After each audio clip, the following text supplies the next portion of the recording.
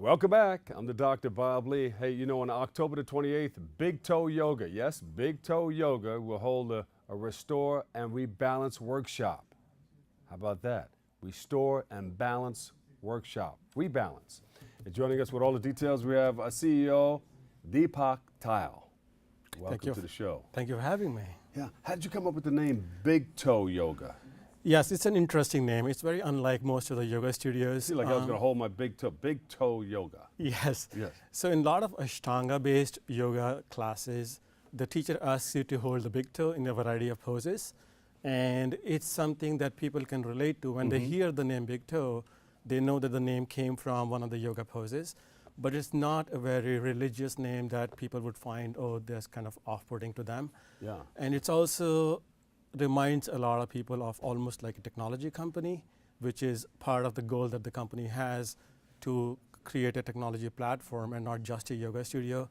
So I felt that the BigToe name spans across the world of yoga and technology at the same time. Yeah. How does yoga help people? For people, ordinary people like me who are watching, how does yoga help with us in everyday life? I think yoga is really beneficial for not just your body, but also your mind, also to keep your emotions in check, you know, to be physically fit, spiritually balanced, and in a variety of things, not just on the mat in a yoga class, but even outside in the real world.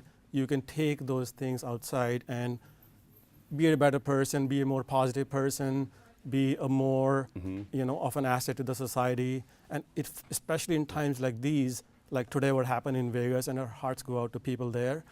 Yoga can be a really valuable tool in the society to make it more peaceful. When did you start this? We started last year. So we started in November of last year. There was a process when we built the technology, and then eventually we found this beautiful space in Soho in April of this year. So really the yoga studio started in April of this year. Yeah, but you've been doing yoga for years, right? It's been about 10 years, over 10 years now. So if somebody wants to get involved in it, what do you tell them? I tell them that, you know, a lot of people come to you and the first thing they tell you is, hey, I can't even touch my toes. How can I do yoga? Oh. Like, that's the reason you do yoga. If you're good at yoga, you would not need to do yoga. And it's not a competition unlike sports.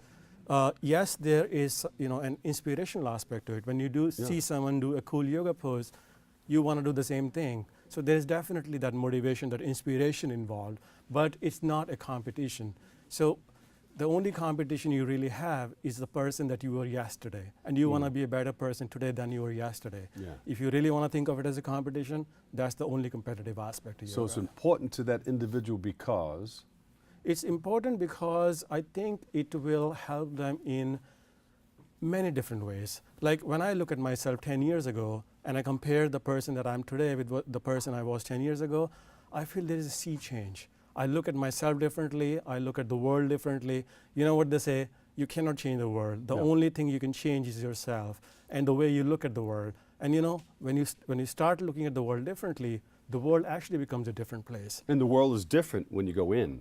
When you go in, it's different. And I know they say that there's a whole universe inside you. Yes. Yes. Yes. And then the universe is bigger than the universe that we see on the outside. Absolutely. Yes. Yes. So it's like if you can work on yourself, on creating a more beautiful universe inside, that reflects the way you look at the world, you look at other people, the way you interact with them, and the way you just do normal day-to-day activities. Briefly, can you tell us what you go through? What are the first steps in yoga? Somebody going into your class. So the first step is, so we offer different classes at our yoga studio. Primarily we offer Vinyasa flow classes, which are more flow-based, vigorous yoga classes, which kind of make you sweaty. Yeah. And then there is, of course, the other aspect, which is more restorative. How about the heat, the intense heat? Yes. You do the heat class? We do not do hot yoga right now. I think that's what you're talking about, the hot yoga classes. We do have plans to get into that at some point in the future. It's about 100 degrees or something like that, right? Yes, that's very intense, and like depends on the method. Some methods. But in the class that you're talking about, people can go in there. They would have to buy anything or come in their sweats, or how do they come? Yoga is for everyone, and it doesn't matter what background you come from, what kind of clothes you have, You don't have to be able to afford expensive clothes to be able to do yoga. It doesn't matter. Yes, you should wear something comfortable, something loose maybe, or something that kind of makes you move and does not hinder the movement. But other than that, there's no specific requirement in terms of the clothes you need to wear, or the kind of person you need to be, or the background you need to have. Yoga is open to everyone. Where does breathing play a part? So in Vinyasa practice, breathing is very important. Vinyasa literally means that you are synchronizing the breath with movement. So it's almost like a moving meditation where you are coordinating your breathing along with the movement that the teacher is asking you to do. Yeah. So with every breath, there is a movement, and the goal is that at the end of the inhale, you are at the peak of the pose. At the end of the exhale, you are releasing that energy. And breathing just calms you down. It helps you recover, not just in a physical way, but also in an emotional way. So breathing is definitely the most important part of yoga. Yeah. Where can we go to get more information on what you're doing? So you can go to our website. It's bigtoe.fit. You can go to Instagram, bigtoe.yoga.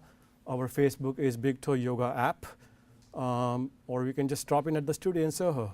All right. Oh, well, I'm not too far from you then. I'm down at really? on Hudson Street. Oh, okay. You're not That's too far, right? 10 minutes walk from there. All right, It's yeah. not far at all. All right. Yeah, you should check us out. Can you walk and do yoga at the same time? Walk into I'm just yoga, that would be a you problem. never know. People walk in text. That would be a problem. Actually, some people do it, and we try to stop them from doing it. But people in New York are type A, Yeah. who don't want to leave work behind at times. So we do understand, but our goal is always to tell people to check their work out and check themselves in and just do yoga. Thank you so much for joining us. Thanks All so right. much. Come back again, okay? I will. Stay right there.